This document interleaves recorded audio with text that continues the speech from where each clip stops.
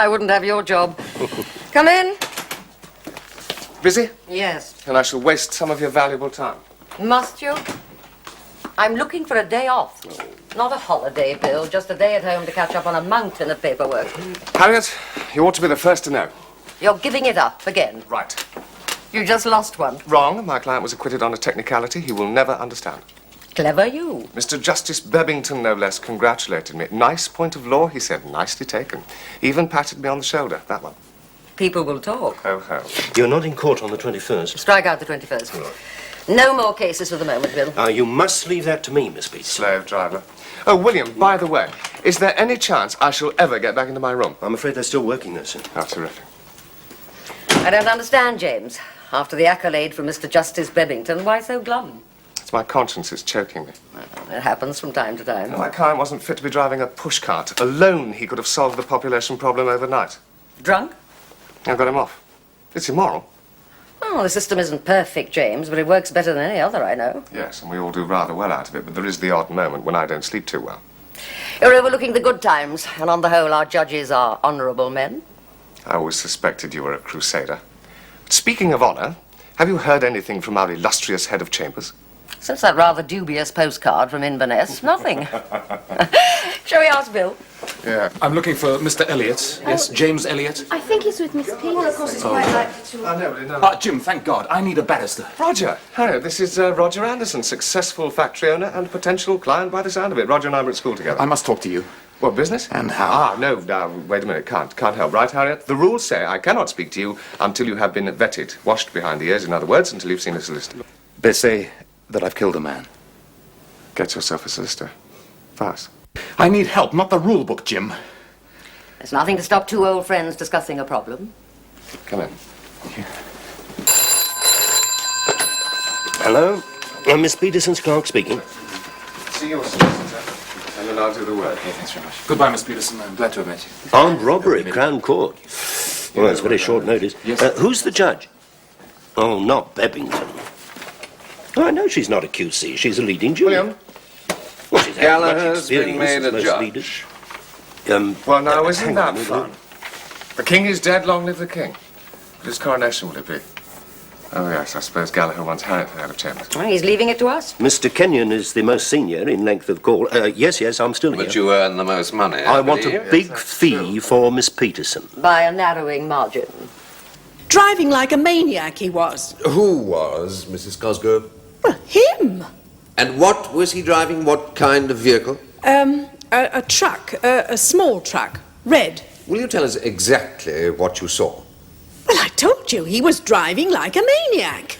Mr. Kenyon, could we please get to the point? In which direction were you walking? Towards the high street, And the truck? coming towards me. And did the accident occur before the truck reached you? No, it passed me. Then how did you see what happened? Because I heard his brakes and his skid. I turned round and I saw it. What did you see? I saw the man, Mr. Garside, lying in the road, and the truck on the other side with its load coming on. Then she didn't see it. I did. Will you tell the magistrate about the speed of the truck? What's there to tell?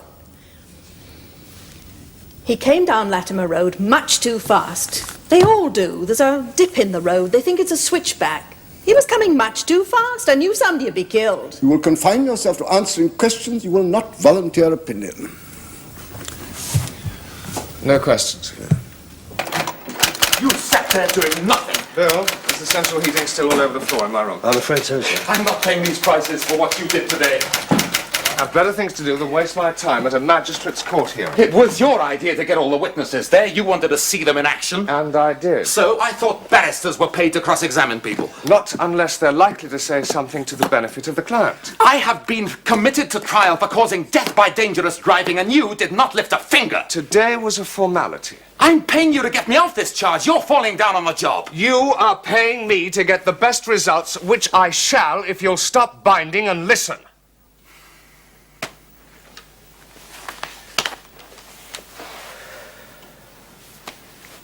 I didn't like the sound of your story when you first told me. I wanted to see the witnesses to confirm that impression. And I must advise you to plead guilty. Guilty? So that you can earn another fat fee for doing nothing? You were in a built-up area, a 30-mile-an-hour limit, and an independent witness says you were speeding. How the hell could she know? She was walking towards me. The jury will believe her. Your van shot across the road so fast the load came off. I swerved to avoid the bloody man. The road was muddy. All the more reason to be driving slowly. I was not exceeding the speed limit. And when asked for an explanation, you had to get clever with the copper. Look, this was my first major contract. I'd finished the work, using up every hour of the day and working my guts out. I was delivering the stuff on time and personally so that nothing, absolutely nothing could go wrong. And then without warning, this Burke steps out in front of me. No chance. 4 months of work. 10 salaries, double time, treble time, smashed to pieces by one crazy jaywalker. Who happened to get killed? I don't need reminding. I think you do. You could go inside. Jail? This is motoring, not crime. The maximum for this is 5 years. 5 years for what? Until the Road Traffic Act of 1962, it used to be called manslaughter. The woman will be believed. The position of your van with its contents all over the road will corroborate speed. Your refusal to give an explanation to the police will indicate guilt, that you needed more time to make up a convincing story. You were pretty crafty at school, weren't you? Never lifted a finger unless you absolutely had to, and you're bloody well getting away with it again. I am getting rather bored with you. A man is dead, it was your truck that hit him, and all you can do is whine about your bloody overtime. Excuse me, gentlemen, there All right. are other people in chambers trying to work. I'm sorry, Bill, I'm sorry. Come on, Roger, let's get a drink. You're the clerk in these chambers, right? Yes, sir. Well, I want another barrister assigned to this case. You must see your solicitor about that. Jim, I'm sorry. I didn't mean to lose No, that's all right, it's all right. It's just that this is too important to me. Whatever you say, I know I am innocent.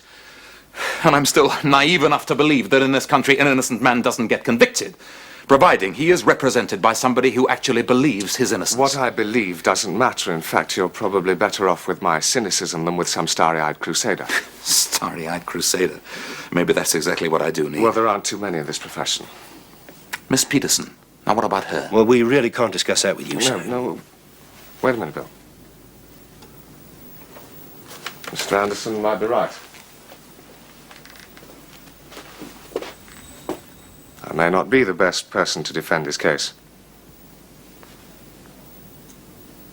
Harriet Peterson, on the other hand, would probably be perfect.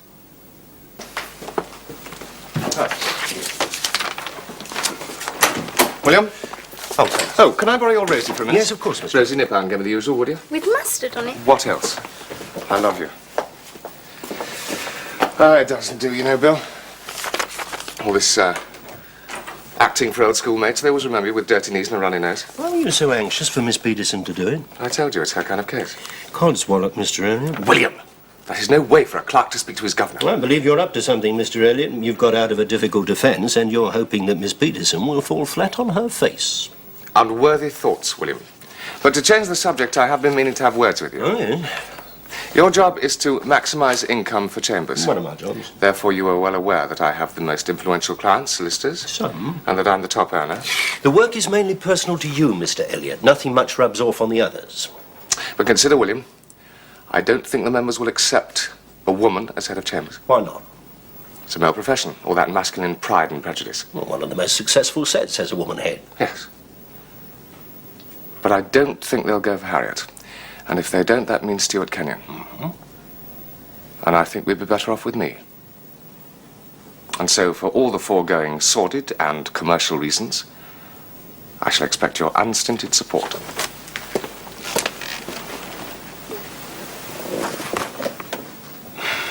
And what golden rule have I broken this time? You mentioned you intended running for head of Chambers. Yes. I'm here to tell you that you can't. William, I must remind you yet again, you are the clerk here. We all run to this court and that and take that case and not that because you are the office manager, but that gives you no right to dictate policy. The reputation of these chambers was built on Sir John Gallagher, one of the most respected lawyers. The king is dead. And I know what solicitors go where with which cases and for what reason. They want maturity, soundness of judgment, reliability and thoroughness. I give them all those things. Sometimes. I also tell people the whole truth. Too often. William, members decide who is to be head of Chambers, and you do not have a vote. Being head is more a question of judgment than of brilliance. You've got to hold a team together. You've got to attract the right kind of youngsters to join the set. You are short on judgment, Mr. Eliot, as your handling of Mr. Anderson showed. You think so? You asked for my support. I shall be against you. That's all.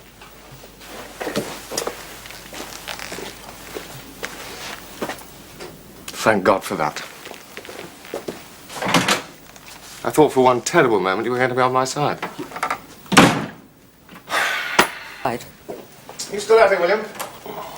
Oh, by the way, the Eliot personal opinion poll says that Kenyon has it by 9 votes to 6. Well, you can be very persuasive, Mr. Eliot. People sometimes agree with you just to avoid an argument. You speaking from personal experience? Yes, sir. That's reasonable. Good night, William. Good night, Mr. Eliot.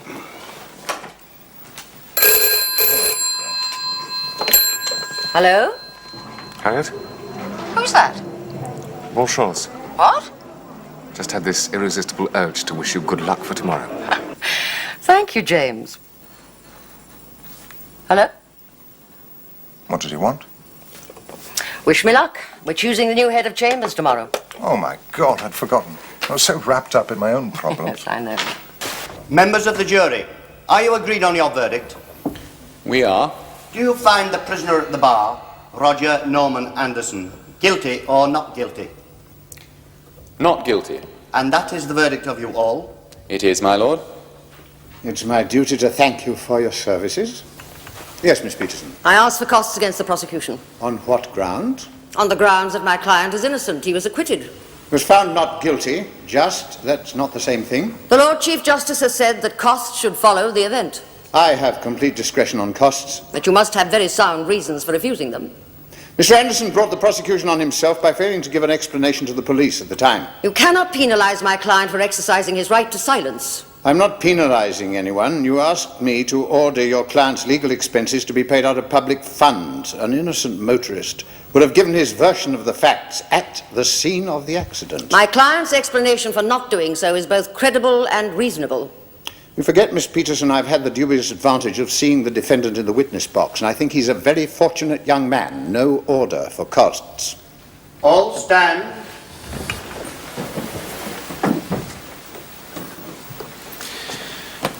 Congratulations, Harriet. Well done. Thank you, Stuart. See you later. Yes, I'll try and make it. Well done, Harriet. I knew it was a case only a woman could win. Thank you, James. Splendid, Roger. Can he do that? You can appeal.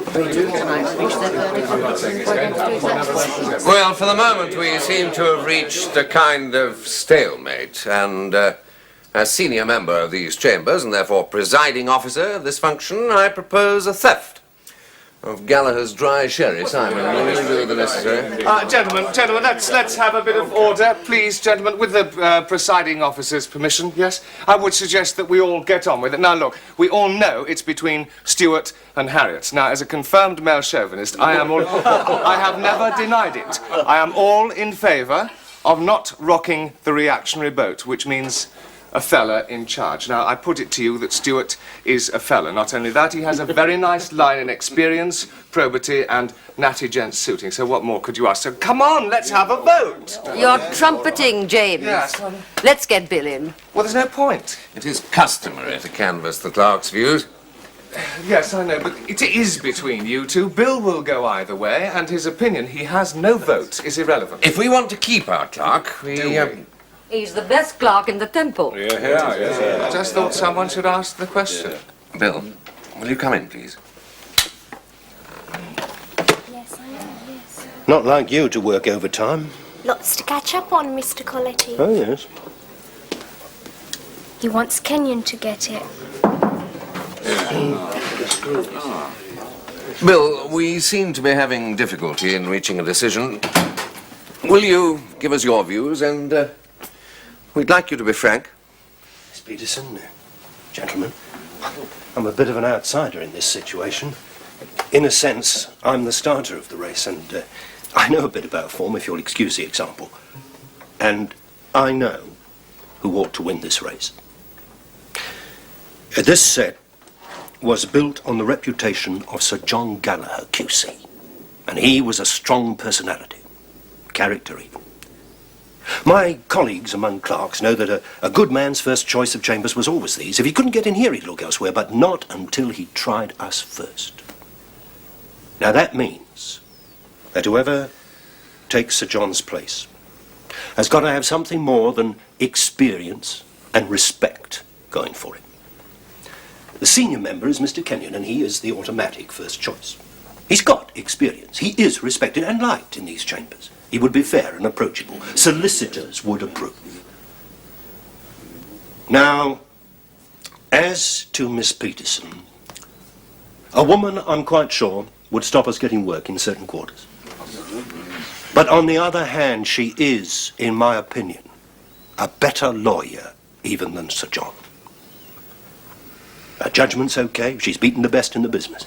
She's not yet a QC, but I hope that she'll apply again for that this year. And so, I would give it to Miss Peterson by a shorthand. Well, we're grateful to you, Bill. Thank you.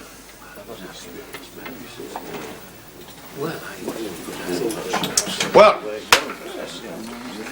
congratulations, Harriet. May I kiss hands? We're supposed to take a vote. There's no point.